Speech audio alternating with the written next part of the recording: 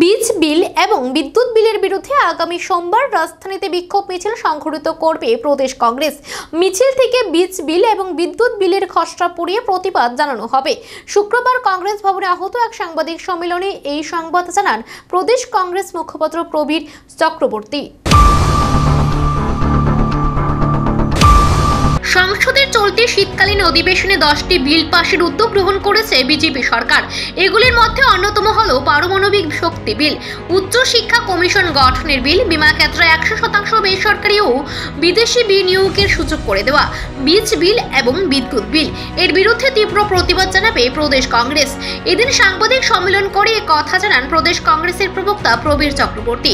তিনি জানান, মোদী সরকার বীজ বিল 2025 এবং বিদ্যুৎ বিল 2025 যা সম্পূর্ণরূপে কৃষক স্বার্থ ও জনস্বার্থ বিরোধী তা সংসদে পাশ করিয়ে আইনে পরিণত করতে চাইছে। এই দুইটি আইন দেশে কার্যকরী হলে সাধারণ কৃষকদের সমস্ত অধিকারগুলি সম্পূর্ণরূপে কর্পোরেটরদের হাতে চলে যাবে। কর্পোরেটরদের দইয়ের উপর নির্ভর করবে কৃষকদের বেঁচে থাকা এবং ভবিষ্যৎ। এতে বীজ উৎপাদনে ছোট ছোট কৃষকদের অধিকার কেড়ে নেওয়া হবে।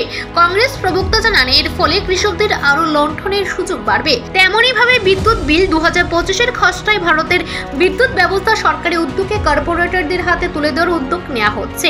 এতে করে বিদ্যুৎ বিল আরো বাড়বে। এতে সাধারণ মানুষের উপর আর্থিক বোঝা আরো বৃদ্ধি পাবে। লাভবান হবে কর্পোরেটর এবং বহুজাতিক কোম্পানিগুলি।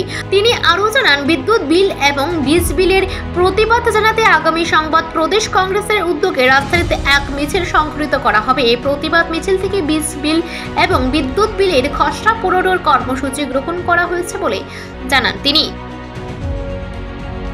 হবে এই বিদ্যুৎ বিলের খসড়া বাতিল এবং এই বীজ বিলের খসড়া বাতিলের দাবিতে আমাদের আন্দোলন, সে আন্দোলনের অঙ্গ হিসাবে আগরতলাতে আমরা আগামী সোমবার 8 তারিখ আমরা মিছিল সংগঠিত করে আন্দোলনের সূচনা করব। সেই মিছিল থেকে আমরা বীজ বিলের যে ড্রাফট কপি, ইলেকট্রিসিটি বিলের যে ড্রাফট কপি, সেই ড্রাফট কপি পুড়িয়ে আমরা প্রতিবাদ ধ্বনিত করব। এর সাংবাদিক সম্মেলনে প্রদেশ কংগ্রেস প্রবক্তা প্রবীর চক্রবর্তী জানান, বর্তমানে দেশের প্রবল ধর্মীয় উন্মাদনা সৃষ্টি করা হচ্ছে। ধর্মীয় মেরুকরণ সৃষ্টির মাধ্যমে উগ্র হিন্দুত্ব ব্রাহ্মণবাদী রাষ্ট্র গঠন লক্ষ্যকে সামনে রেখে একটা চক্রান্ত শুরু হয়েছে। এতে সাংবিধানিক এবং গণতান্ত্রিক প্রতিষ্ঠানগুলিকে ধ্বংস করা হচ্ছে। Bureau report, Asian Times.